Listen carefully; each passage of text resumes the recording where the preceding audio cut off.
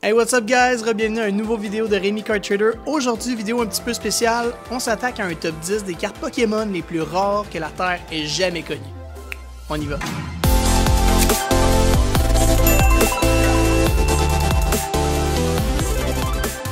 Donc en 10e position, on a la carte Magikarp Snap, qui était en fait une carte tirée du jeu Pokémon Snap en 1999. Le magazine CoroCoro a tenu un concours en lien avec Pokémon Snap et demandait en fond aux participants de prendre en photo certains Pokémon.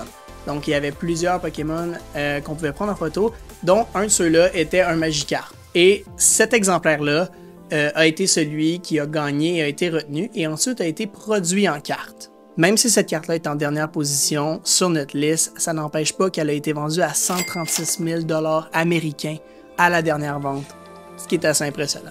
En 9e position, on a la Number 2 Trainer qui a été remis au meilleur participant du tournoi Super Secret Battle tenu au Japon. C'était vraiment pour les meilleurs du Japon que cette carte-là a été remise. Selon les derniers recensements, il y en existe seulement une dans le monde entier, et avec la note de 8 chez CGC, et selon le dernier recensement, elle aurait été vendue à 137 500 $ américains dans une enchère, ce qui est complètement fou, considérant que cette carte-là est seulement en 9e position dans le top 10. En 1998, il y a eu un événement au Japon qui était les parents contre les enfants, qui était un événement organisé là-bas de cartes Pokémon où les parents jouaient contre leurs enfants. Et c'est de là que vient notre 8e position, la Kangaskhan Holo Family Event.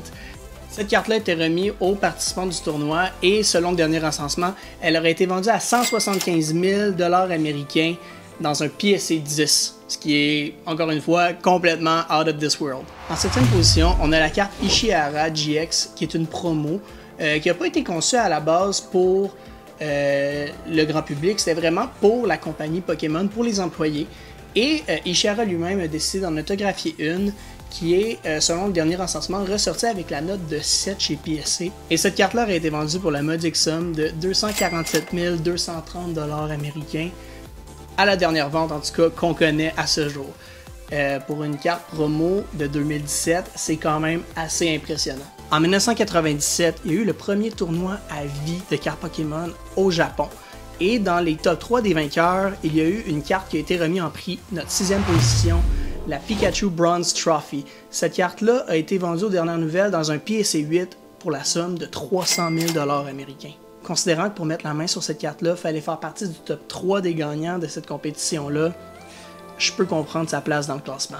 Pour notre 5e position, on s'en va voir Blastoise avec la Blastoise Presentation Card. Cette carte-là, en fait, elle a été conçue par Wizard of the Coast comme prototype pour montrer à quoi ressembleraient les cartes de Pokémon quand ils allaient arriver en anglais. On parle des années 1998 et à ce moment-là, ils ont fait seulement 2 exemplaires de cette carte-là. Et au monde, seulement une aurait été gradée. Elle aurait eu un 6.5 chez CGC. Et aux dernières nouvelles, cette carte-là aurait été vendue pour la somme de 360 000 $ américains. Pour une carte prototype, même pas finale, on se mentira pas, c'est énorme comme prix.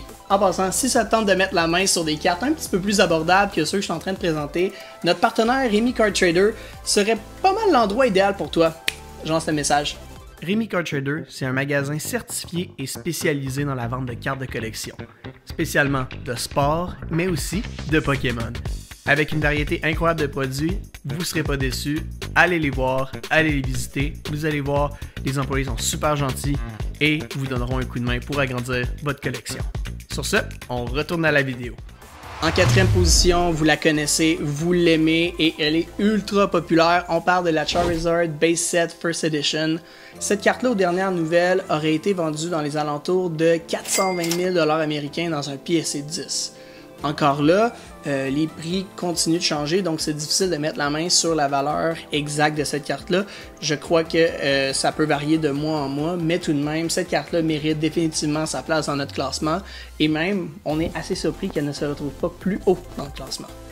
En 1998, il y a eu le premier tournoi international de cartes Pokémon au Japon, et c'est à ce moment-là qu'ils ont produit la carte Pikachu Silver Trophy, qui était remis dans le fond au top player de la compétition. Cette carte-là aurait été vendue pour une somme de 444 000 $ US dans un dernier recensement, ce qui est complètement fou, et bien entendu, c'est ça qui fait qu'elle mérite sa place en 3e position dans notre classement.